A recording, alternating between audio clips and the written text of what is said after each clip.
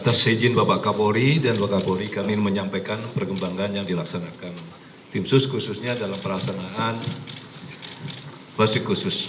Bahwa tim sus ini dibentuk oleh Bapak Kapolri yang beranggota lengkap yang langsung sebagai penanggung jawab Bapak Kapolri dari Baris Krim Polri, Itwasum Polri, kemudian Mbak Intelkam, SSDM, Pusdokes dan Divteika. Kemudian Bapak Kapolri selalu menekankan pada saat rapat beliau menyampaikan kedepankan scientific crime investigation. Saya memahami dan tim sus memahami kepada para media dan masyarakat selama 1 minggu pertama dibentuk kami memahami seolah-olah tim sus tidak bergerak. Kami memahami itu karena apa yang diutarakan Bapak Kapolri tadi memang benar. Kami mengalami kesulitan karena pada saat pelaksanaan olah TKP awal dilaksanakan tidak profesional, kurang profesional. Dan beberapa alat bukti pendukung sudah diambil. Selama 1 minggu kami bergerak mendalami, kemudian kami mendapatkan informasi intelijen dari Baintelkam Polri bahwa dijumpai ada beberapa personil yang diketahui mengambil CCTV dan yang lain-lainnya. Oleh karena itu, Itpasum membuat surat perintah gabungan dengan melibatkan Divpropam Polri dan Baris Krim Polri telah melaksanakan pemeriksaan khusus kepada 56 personil Polri. Dari 56 personil Polri tersebut terdapat 31 personil Polri yang dari Bapak Kapolri sampaikan yang diduga patut juga melanggar kode etik profesional Polri atau KKEP. Kemudian yang melakukan pelanggaran, tadi Bapak Kapolri sudah menyampaikan 11 dilaksanakan penempatan khusus yang 3 perwira tinggi ditempatkan di Mako Brimob Polri. Ada hal yang menonjol pada saat melaksanakan pemeriksaan khusus ini terhadap Barada RE yang bersangkutan pada saat dilaksanakan pemeriksaan mendalam ingin menyampaikan unek-unek. Dia pengen menulis sendiri.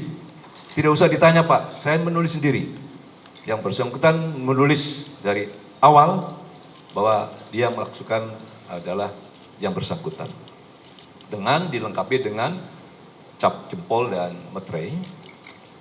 Dari itulah pemeriksaan Riksus karena sudah ada unsur pidananya, maka kita limpahkan kepada Baris Krim Polri untuk melakukan tindakan penyidikan lebih lanjut.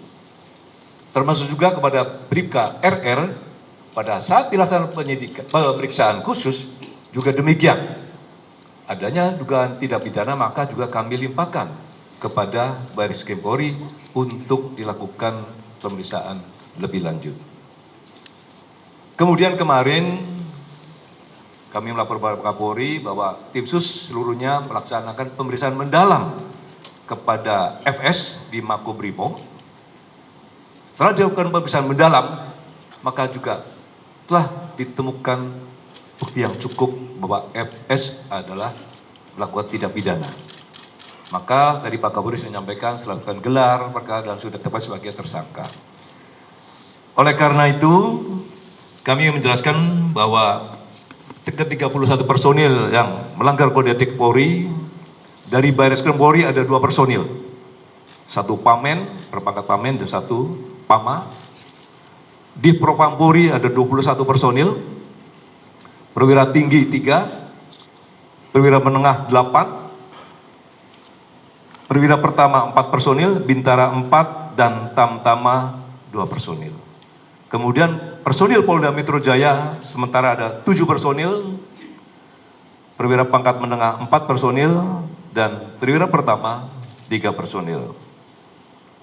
Rekan-rekan sekalian, tim sus akan melakukan pengkajian tentu gabungan dengan Divpropam Polri terhadap personil-personil yang diduga melakukan kode etik. Kalau nanti ada unsur pidananya, juga kita limpahkan lagi kepada Baris Krim Polri. Tetapi kalau hanya melakukan kode etik, maka tentu di Propam Polri akan melakukan sidang kode etik terhadap personil tersebut. Oleh karena itu, ke depan tim sus akan terus melakukan pemeriksaan khusus terhadap personil-personil Polri yang patut diduga melakukan pelanggaran kode etik terkait penanganan meninggalnya Brigadir J di Komplek Polri Duren 3. Oleh karena itu, kami juga tim sus mengucapkan terima kasih. Tadi Bapak Kapolri sudah menyampaikan kepada Komnas HAM, karena beliau harus transparan. Kemudian juga tentu Kompolnas yang terus selalu memberikan pengawasan, pengawalan, sehingga kasus ini terungkap.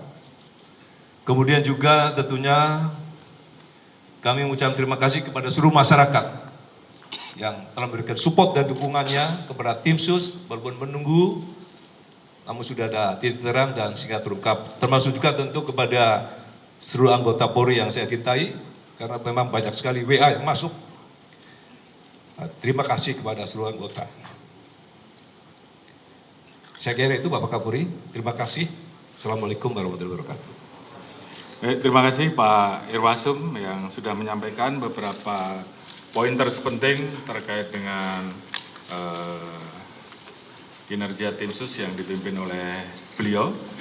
Selanjutnya Pak Kabar Eskrim saya perintahkan untuk menyampaikan terkait pasal-pasal dan mungkin proses penyidikan yang saat ini sedang berjalan. Silakan.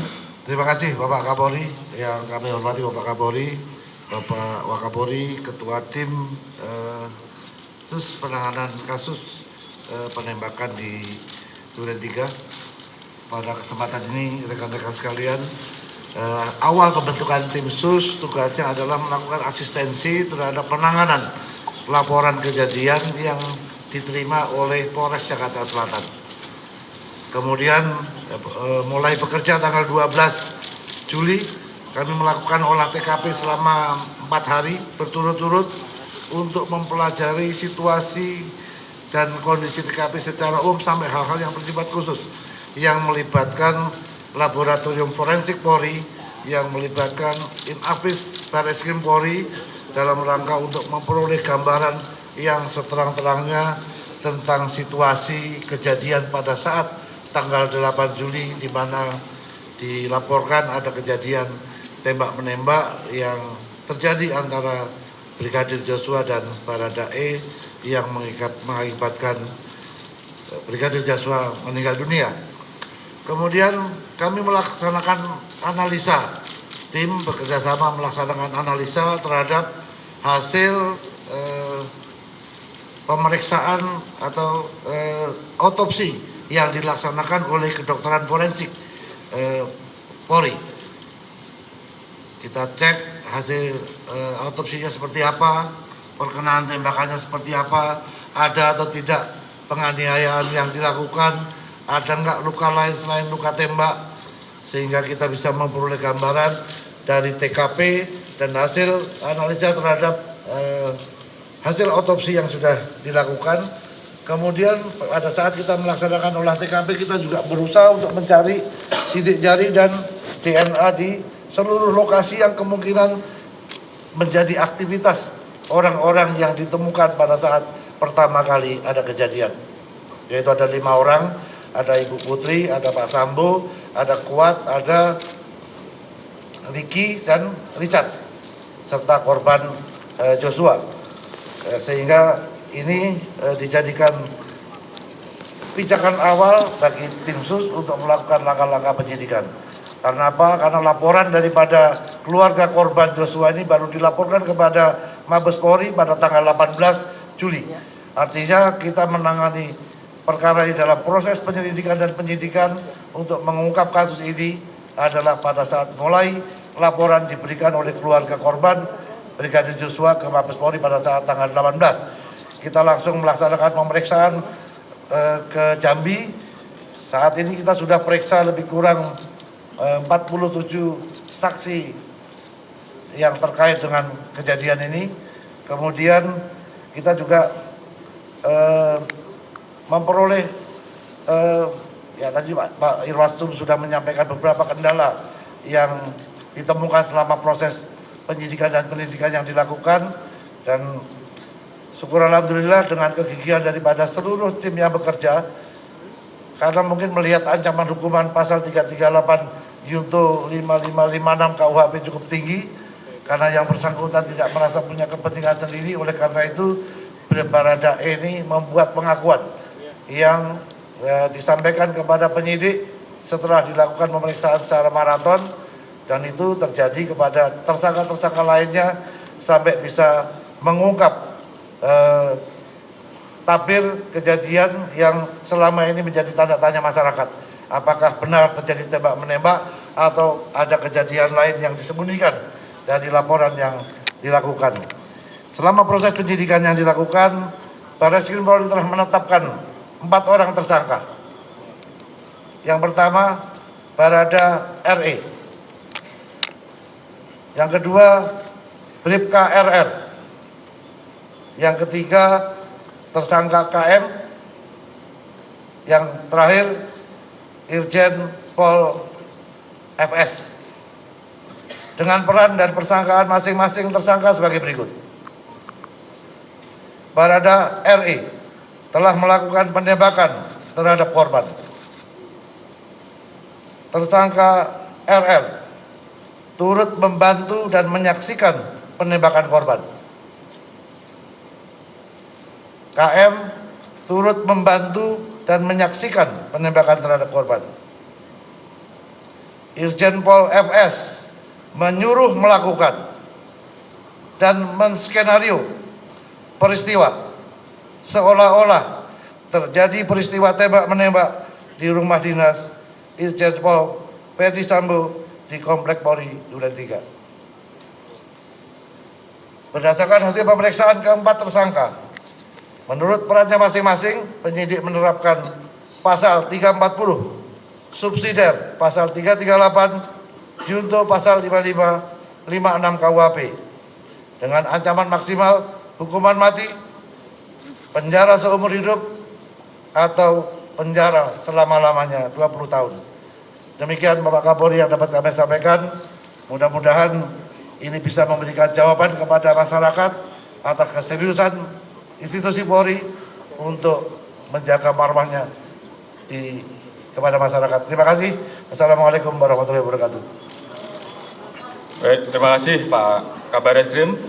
Jadi rekan-rekan, saya kira sudah jelas tadi persangkaan pasalnya, pasal 340, saya ulangi, pasal 340, subsidiar pasal 338, junto pasal 55 dan 56 terkait dengan 4 orang yang tadi sudah disebutkan, dan tentunya ini akan terus dilaksanakan pemeriksaan tambahan.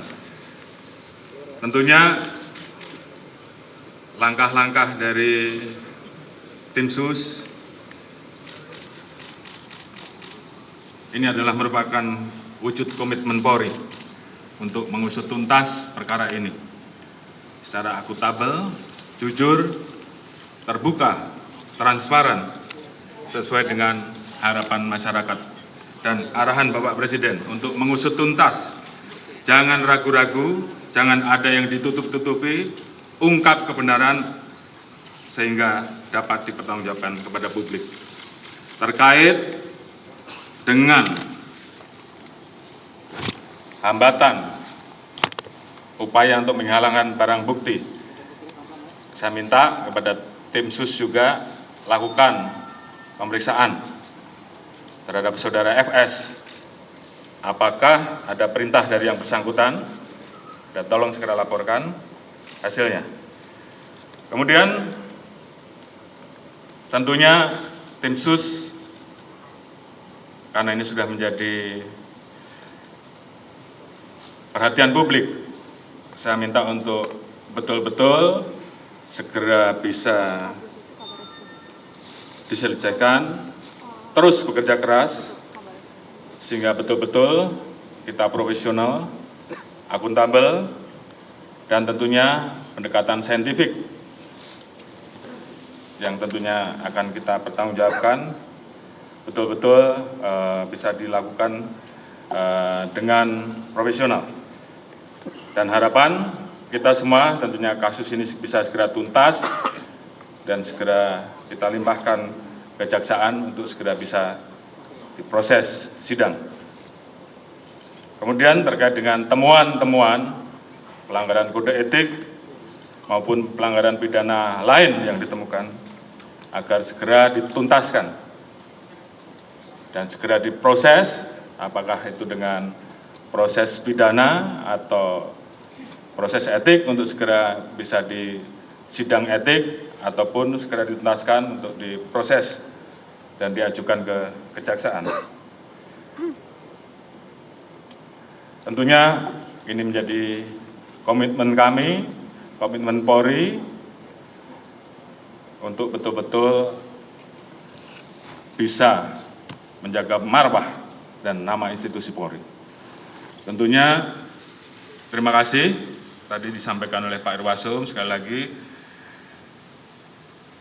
dukungan dari masyarakat, support dari masyarakat dalam memberikan semangat pada kami untuk mengungkap agar fakta ini menjadi terang benderang, dan ini bagi kami merupakan bentuk kecintaan terhadap institusi Polri. Mungkin itu yang bisa saya sampaikan. Terima kasih. Wassalamualaikum warahmatullahi wabarakatuh.